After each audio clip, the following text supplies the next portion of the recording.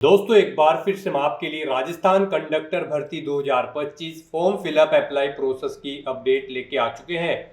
Conductor post के लिए यहाँ पर 500 वैकेंसीज निकली हुई है, जिनके लिए आपसे ऑनलाइन आवेदन पत्र मंगाए जा रहे हैं। ऑल ओवर इंडिया से आप अप्लाई कर सकते हो। लास्ट डेट की अपडेट है, केवल 2 दिन शेष रह गए हैं। आप जल्द से जल्द अपना फॉर्म अप्लाई कर ले, कहीं मौका हाथ से छूट न जाए। ऑनलाइन आवेदन करते समय आपको कोई भी ऐसी गलती या फिर मिस्टेक नहीं करनी होगी जिसको करने से आपके फॉर्म रिजेक्ट हो सकते हैं। अंतिम समय में आपको कैसे फॉर्म फिल करना होगा, आपको पूरी जानकारी दी जाएगी। फॉर्म भरते समय आपको कुछ महत्वपूर्ण बातों का भी ध्यान रखना होगा, तभी आपके फॉर्म सक्सेसफुली सबमिट होंगे। अप्लाई करते समय आप कैसे रजिस्ट्रेशन करते हुए फीस पेमेंट करोगे, कैसे आप अपनी KYC कर सकते हो और कैसे आप डिपार्टमेंट प्रेफरेंस दोगे, क्वालिफिकेशन डिटेल आप कैसे यहाँ पर दोगे और कैसे आप डॉक्यूमेंट, फोटोग्राफ, सिग्नेचर अपलोड कर सकते हो। कंप्लीट जानकारी के लिए आपको वीडियो शुरू से लेकर एंड तक बिना स्किप किए हुए देखनी होगी। इस वीडियो को कंप्लीटली देखने पर ही आपके सभी सवाल और डाउट क्लियर होंगे। तो चलिए दोस्तों, बिना कोई वक्त गंवाए शुरू करते हैं राजस्थान कंडक्टर भर्ती 2025 फॉर्म फिलअप की पूरी जानकारी। फॉर्म भरने से पहले आपको हमारी वेबसाइट IND सरकारी नौकरी के इस पेज पर विजिट करना होगा, जिसका लिंक आपको नीचे description plus first comment box में मिल जाएगा। और हमारे इस पेज पर विजिट करके आप यहाँ से राजस्थान कंडक्टर भर्ती का फॉर्म अप्लाई कर सकते हो। राजस्थान स्टाफ सिलेक्शन बोर्ड की ओर से कंडक्टर परिचालक पोस्ट के लिए 500 वैकेंसीज निकाली गई है, जिसके लिए आवेदन करने का अंतिम मौका है। केवल 2 दिन शेष रह गए हैं। आप जल्द से जल्द अपना फॉर्म अप्लाई कर ले। लास्ट डेट आवेदन करने की 25 अप्रैल है। लेवल 5 के अंतर्गत सैलरी है प्रति माह के लिए 10वीं पास कैंडिडेट अप्लाई कर सकते हैं। 18 से 40 वर्ष आयु सीमा है। 600 रुपये और 400 रुपये रजिस्ट्रेशन फीस है। ऑनलाइन तरीके से ही आप अप्लाई कर सकते हो। राजस्थान जॉब लोकेशन है, ऑल इंडिया से ऑनलाइन कर सकते हो। sso.rajasthan.gov.in इसकी ऑफिशियल वेबसाइट है, जिससे आप ऑनलाइन अप्लाई कर सकते हो। इंपोर्टेंट लिंक सेक्शन के अंतर्गत नोटिफिकेशन लिंक पर क्लिक करके आप इसकी PDF डाउनलोड कर सकते हो। इसमें आपको कैटेगरी वाइज वैकेंसीज ऑनलाइन आवेदन करने की पूरी प्रक्रिया दी गई है। साथ ही साथ एलिजिबिलिटी क्राइटेरिया की इंफॉर्मेशन, एग्जाम पैटर्न, सिलेबस की भी जानकारी दे दी गई है। तो अप्लाई करने से पहले आपको नोटिफिकेशन की PDF हिंदी में पूरा पढ़ना अनिवार्य है। इसको पूरा पढ़ने से ही आपके सभी सवाल और डाउट क्लियर होंगे। PDF रीड आउट करने के बाद में आपको अप्लाई ऑनलाइन लिंक पर क्लिक करना होगा, तो आपके सामने इसका ऑनलाइन का ये पोर्टल ओपन हो जाएगा। गाइस, यहाँ पर अगर आपने पहले से रजिस्ट्रेशन कर रखा है तो आपको अपनी लॉगिन ID, SSO ID या फिर यूजर नेम एंटर करना है। अपना पासवर्ड आपको एंटर करना है। ये कैप्चा कोड आपको यहाँ पर एंटर करना है और लॉगिन की स्टेप पर क्लिक करके अपने डैशबोर्ड में लॉगिन कर लेना है और फिर वहाँ से आपको अपना फॉर्म अप्लाई कर लेना है। और अगर आप यहाँ पर अपनी SSO ID भूल चुके हैं तो यहाँ पर forgot my digital identity SSO ID के सामने क्लिक हियर के इस लिंक पर क्लिक करें और अपनी SSO ID गेट कर लें। पासवर्ड भूल चुके हैं तो यहाँ पर भी आप क्लिक करें आई फॉरगॉट माई पासवर्ड के सामने क्लिक हियर लिंक पर और अपना पासवर्ड यहाँ पर आप गेट कर लें। और गाइस, अगर आप इस भर्ती के लिए फर्स्ट टाइम अप्लाई करने जा रहे हो, यानी कि राजस्थान सिंगल साइन ऑन के इस पोर्टल के थ्रू आप किसी भी भर्ती के लिए फर्स्ट टाइम अप्लाई करने जा रहे हो, तो सबसे पहले यहाँ पर आपको अपना रजिस्ट्रेशन करना होगा, 1 टाइम रजिस्ट्रेशन। उसके लिए यहाँ पर आपको रजिस्ट्रेशन की स्टेप पर क्लिक करना है। उसके बाद आपके सामने रजिस्ट्रेशन का इंटरफेस ओपन हो जाएगा। यहाँ पर भी आपके पास 2 ऑप्शन है। आप सिंपली सिटीजन या फिर उद्योग हैं तो आप इस ऑप्शन पर क्लिक करें। गवर्नमेंट एम्प्लॉय है तो आप इस ऑप्शन पर क्लिक करें, गवर्नमेंट एम्प्लॉय की स्टेप पर। फिर यहाँ पर आप अपना SIPF इस ऑप्शन पर क्लिक करें। फिर आप अपना SIPF नंबर एंटर करें, अपना SIPF का पासवर्ड एंटर करें और नेक्स्ट ऑप्शन पर क्लिक करके अपना रजिस्ट्रेशन की आगे की टास्क कंप्लीट कर ले। गाइस, यहाँ पर अगर आप सिंपली सिटीजन है तो आपको इस ऑप्शन पर क्लिक करना है। फिर यहाँ पर आपको रजिस्ट्रेशन करने के लिए 2 ऑप्शन मिलेंगे। आप यहाँ पर जन आधार और गूगल के थ्रू अपना रजिस्ट्रेशन कर सकते हो। जन आधार के थ्रू केवल राजस्थान रेजिडेंट के कैंडिडेट ही अपना रजिस्ट्रेशन कर सकते हैं और गूगल के थ्रू यहाँ पर राजस्थान के साथ साथ सभी स्टेट के कैंडिडेट अपना 1 टाइम रजिस्ट्रेशन कर सकते हैं। तो यहाँ पर आपको गूगल के इस ऑप्शन पर क्लिक करना है। उसके बाद आपके सामने कुछ इस तरह से इंटरफेस ओपन होगा। अब यहाँ पर आपको अपनी जीमेल ID एंटर करनी है और फिर आपको नेक्स्ट के इस ऑप्शन पर क्लिक कर देना है। उसके बाद यहाँ पर आपको कंटिन्यू की स्टेप पर क्लिक करना है। नेक्स्ट आपके सामने कुछ इस तरह से इंटरफेस शो होगा। आपकी ईमेल आईडी के शुरू के कैरेक्टर को यहाँ पर आपका एसएसओ आईडी या फिर यूजर नेम सेट कर दिया गया है एसएसओ की तरफ से। अगर इसमें आप चेंज करना चाहते हैं तो आप अपने अकॉर्डिंग ABCD XYZ कुछ भी आप इसमें चेंज कर सकते हो। और फिर यहाँ पर अगर ये ग्रीन कलर में है तो यानी कि ये यूजर नेम अवेलेबल है, और अगर ये रेड कलर में होगा और यहाँ पर क्रॉस का निशान होगा तो फिर ये अवेलेबल नहीं होगा। आपको उसमें कुछ चेंज करना होगा और अपने अकॉर्डिंग यहाँ पर आपको अपना यूजर नेम सेट कर लेना है। उसके बाद यहाँ पर आपको अपना पासवर्ड एंटर करना है। गाइस यहाँ पर आपका पासवर्ड 8 से 30 कैरेक्टर के बीच में होना चाहिए। यहाँ पर आपको पासवर्ड की गाइडलाइन दी गई है। इस गाइडलाइन के अकॉर्डिंग आपको अपना पासवर्ड यहाँ पर रेडी करना है।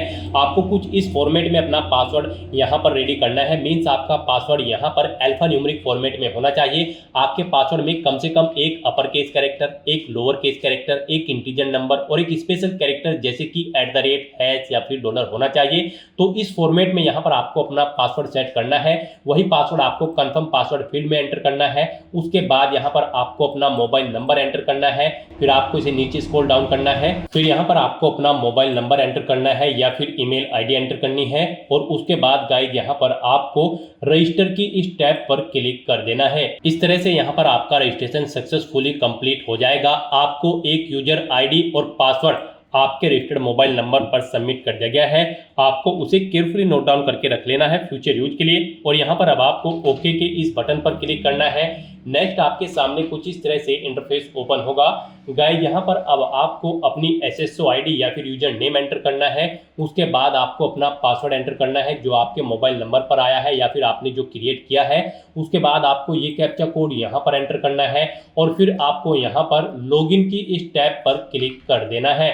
और गाइस यहाँ पर अगर आप अपनी एसएसओ आईडी भूल गए हैं या फिर पासवर्ड भूल गए हैं तो यहाँ पर आप I forget my digital identity SSO ID के सामने क्लिक हियर के इस लिंक पर क्लिक करें और फिर यहाँ पर आप अपनी बेसिक डिटेल्स प्रोवाइड कराते हुए अपनी एसएसओ आईडी गेट कर लें। पासवर्ड भूल चुके हैं तो उसके लिए भी आप क्लिक हियर के इस लिंक पर क्लिक करके अपना पासवर्ड गेट कर सकते हैं। अगर मल्टीपल एसएसओ आईडी है तो आप क्लिक हियर टू मर्ज इस ऑप्शन पर क्लिक करके अपनी एसएसओ आईडी यहाँ पर मर्ज कर सकते हैं।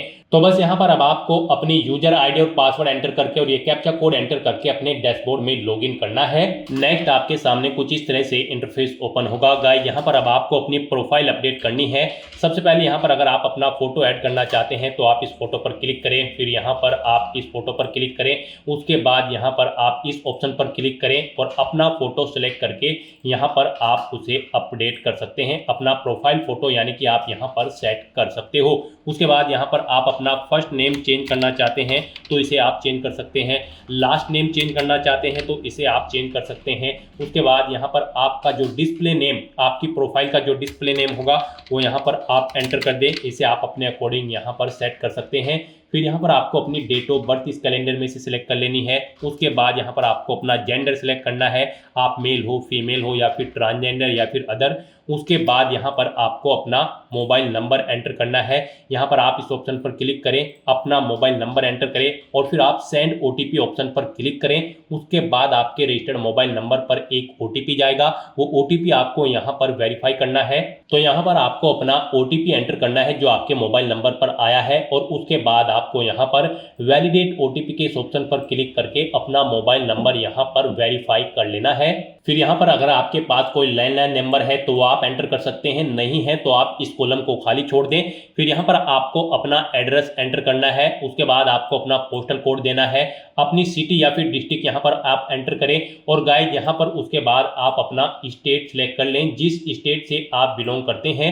उसके बाद अगर आप राजस्थान स्टेट के कैंडिडेट हैं तो आप अपनी जन आधार आईडी या फिर इनरोलमेंट आईडी यहाँ पर एंटर करें। आप इस ऑप्शन पर क्लिक करें, अपनी जन आधार आईडी या फिर इनरोलमेंट आईडी यहाँ पर एंटर करें और फैच मेंबर्स ऑप्शन पर क्लिक करके अपनी डिटेल यहाँ पर फैच कर ले। फिर यहाँ पर अगर आप राजस्थान स्टेट के कैंडिडेट हैं तो यहाँ पर आपको अपना संस्था आधार नंबर एंटर करना है। आप इस ऑप्शन पर क्लिक करें, अपना संस्था आधार नंबर एंटर करें, सेंड ओटीपी ऑप्शन पर क्लिक करें, आपके मोबाइल नंबर पर एक OTP आएगा जो आपके संस्था आधार नंबर से लिंक है। वो OTP आप यहाँ पर एंटर करके उसे वेरीफाई कर लें और उसके बाद गाइस यहाँ पर आप अपडेट के इस बटन पर क्लिक करके अपने प्रोफाइल की सभी डिटेल्स यहाँ पर अपडेट कर दें। इस तरह से यहाँ पर आपकी SSO की जो प्रोफाइल है वो सक्सेसफुली अपडेट हो चुकी है। अब यहाँ पर आप ओके के बटन पर क्लिक करें। नेक्स्ट आपके सामने यहाँ पर कुछ इस तरह से इंटरफेस ओपन होगा। अब यहाँ पर आपको रिक्रूटमेंट पोर्टल सर्च करना है। आप Ctrl+F यहाँ पर प्रेस करें, REC एंटर करें। उसके बाद यहाँ पर आपको रिक्रूटमेंट पोर्टल का ये ऑप्शन मिलेगा, आप इस लिंक पर क्लिक कर दें। नेक्स्ट आपके सामने कुछ इस तरह से इंटरफेस ओपन होगा। अब यहाँ पर आने के बाद आपको वन टाइम रजिस्ट्रेशन के इस लिंक पर क्लिक करना है। उसके बाद आपके सामने यहाँ पर कुछ इस तरह से इंटरफेस ओपन होगा। अब यहाँ पर आपको अपने वन टाइम रजिस्ट्रेशन की डिटेल प्रोवाइड करनी है। अब यहाँ पर आपसे सबसे पहले पूछा गया है कि क्या आप राजस्थान स्टेट के निवासी हैं, अगर हैं तो यस करें और फिर यहाँ पर आप अपनी जन आधार या फिर एक्नॉलेजमेंट ID एंटर करके फैच मेंबर ऑप्शन पर क्लिक करें और अपनी डिटेल यहाँ पर फैच कर लें। और अगर आप राजस्थान के निवासी नहीं हैं तो यहाँ पर आपको नो ऑप्शन सेलेक्ट करना है।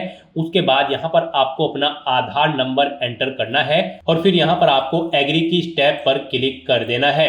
उसके बाद यहाँ पर आपके सामने कुछ इस तरह से पॉपअप शो होगा। यहाँ पर आपसे पूछा गया है कि क्या आप राज्य भर्ती पोर्टल को एक बार पंजीकरण यानी कि OTR के लिए मेरे आधार विवरण, नाम, पिता का नाम, लिंग और जन्म दिनांक का उपयोग करने की अनुमति प्रदान करते हो या फिर करती हो।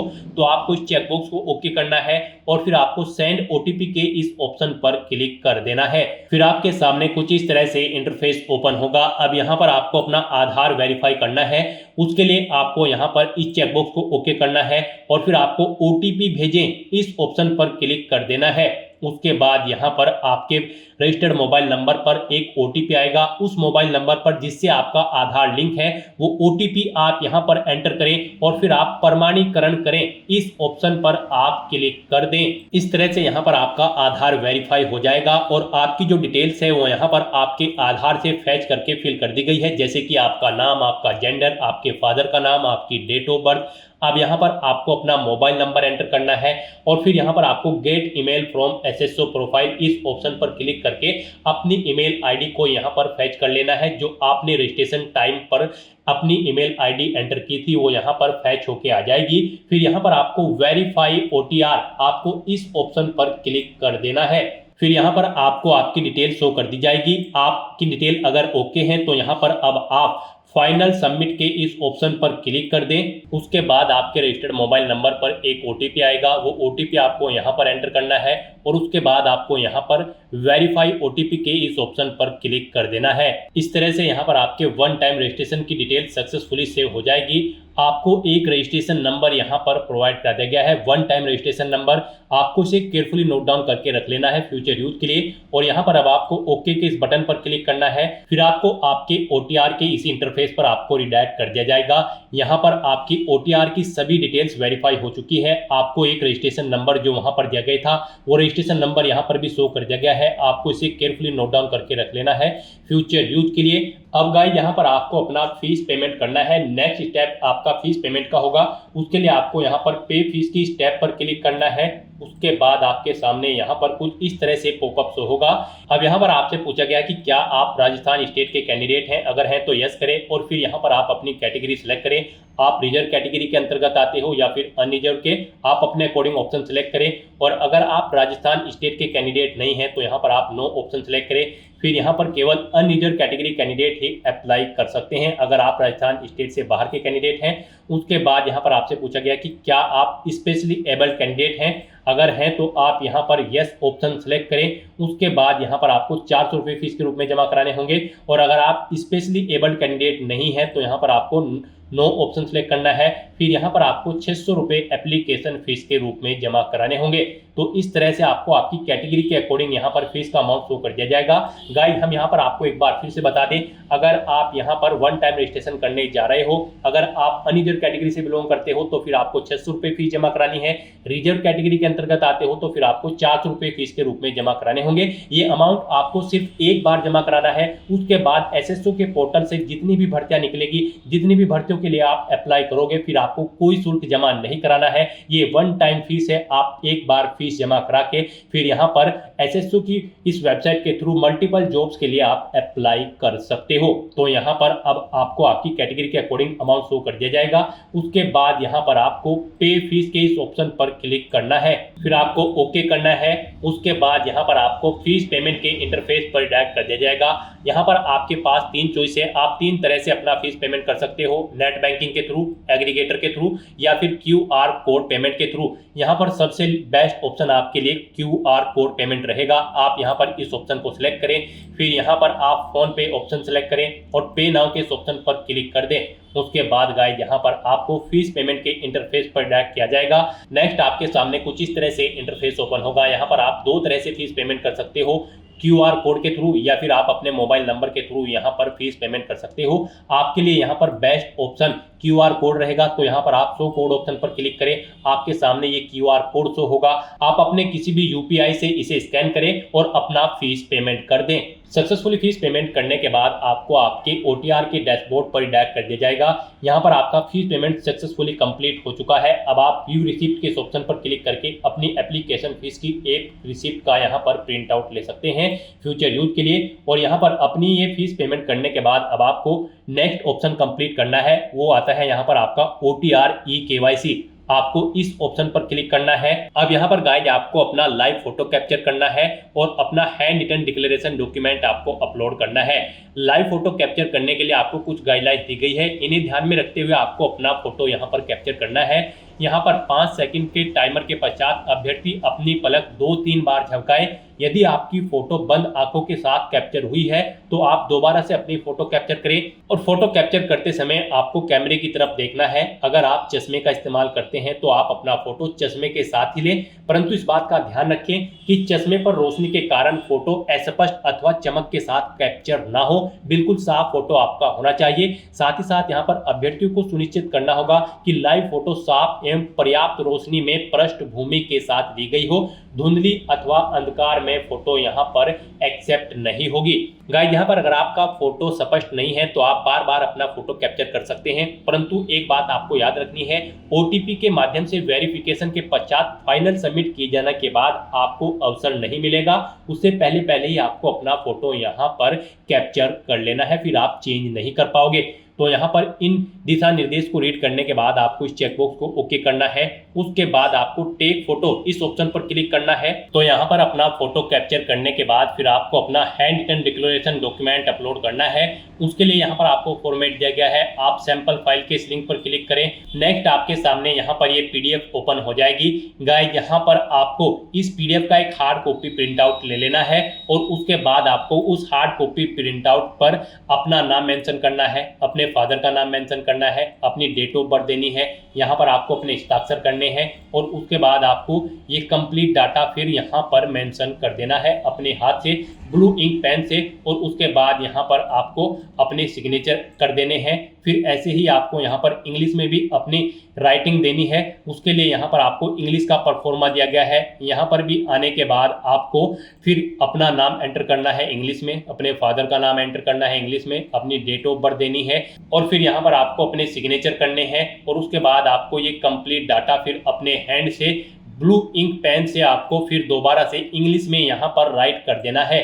उसके बाद गाइस यहाँ पर आपको अपनी SSO ID एंटर करनी है, अपना OTR वन टाइम रजिस्ट्रेशन का जो नंबर आपको मिला है वो रजिस्ट्रेशन नंबर यहाँ पर आपको एंटर करना है, अपना परमानेंट एड्रेस आपको यहाँ पर मेंशन कर देना है और यहाँ पर आपको अपने सिग्नेचर कर देने हैं। इस तरह से आपको अपना ये हैंड रिटन डिक्लेरेशन डॉक्यूमेंट तैयार कर लेना है और फिर इसका आपको फोटो खींचकर अपने कंप्यूटर में सेव कर लेना है, यानी कि इसकी एक सॉफ्ट कॉपी। और फिर आपको अपना वो डॉक्यूमेंट यहाँ पर अपलोड करना होगा।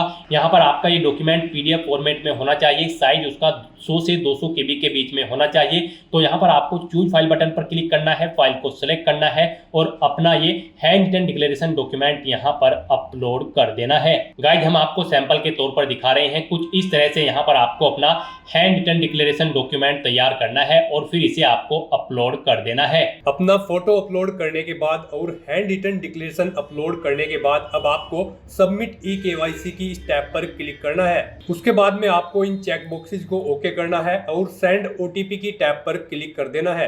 एक OTP आपके मोबाइल नंबर और ईमेल एड्रेस पर सबमिट किया गया है। वो OTP आपको इस बॉक्स में एंटर करना होगा और फाइनल सबमिट की इस टैब पर क्लिक कर देना होगा।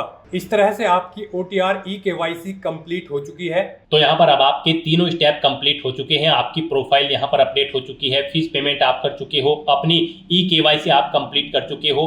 अब यहाँ पर आकर आपको होम के इस लिंक पर क्लिक कर देना है। उसके बाद यहाँ पर आपको आपके डैशबोर्ड में डायरेक्ट कर दिया जाएगा। अपनी OTR की फीस जमा करने के बाद और अपनी eKYC कंप्लीट करने के बाद आपको ऑनगोइंग रिक्रूटमेंट सेक्शन में आना है और यहाँ पर अब आपको डायरेक्ट रिक्रूटमेंट ऑफ कंडक्टर 2024 के सामने अप्लाई नाउ के इस लिंक पर क्लिक कर देना है। उसके बाद आपके सामने यहाँ पर कुछ इस तरह से इंटरफेस शो होगा। अब यहाँ पर आपको दोबारा से कंडक्टर के इस लिंक पर क्लिक करना है। फिर यहाँ पर आपके सामने कुछ इस तरह से इंटरफेस शो होगा। यहाँ पर आपको आपका OTR डाटा रिव्यू के लिए दिया जाएगा। आप इसे चेकआउट करें, ओके है तो यहाँ पर आप प्रोसीड के ऑप्शन पर क्लिक कर दें और अगर कोई आप चेंज करना चाहते हैं तो आप अपडेट बटन पर क्लिक करके चेंज कर सकते हैं। तो यहाँ पर अब आपको प्रोसीड के ऑप्शन पर क्लिक करना है। उसके बाद आपके सामने कुछ इस तरह से इंटरफेस ओपन होगा। अब यहाँ पर आने के बाद आपको कुछ डिटेल्स ऑटोमेटिकली फिल मिल जाएगी जो आपने यहाँ पर रजिस्ट्रेशन टाइम पे फिल की थी। यहाँ पर बस अब आपको अपनी मदर का नाम एंटर करना है। उसके बाद यहाँ पर आपको अपनी श्रेणी सेलेक्ट कर लेनी है। उसके बाद अगर आप विशेष दिव्यांगजन श्रेणी के अंतर्गत आते हैं तो वो सिलेक्ट करें, नहीं आते हैं तो यहाँ पर आप नॉट एप्लीकेबल ऑप्शन सिलेक्ट कर ले।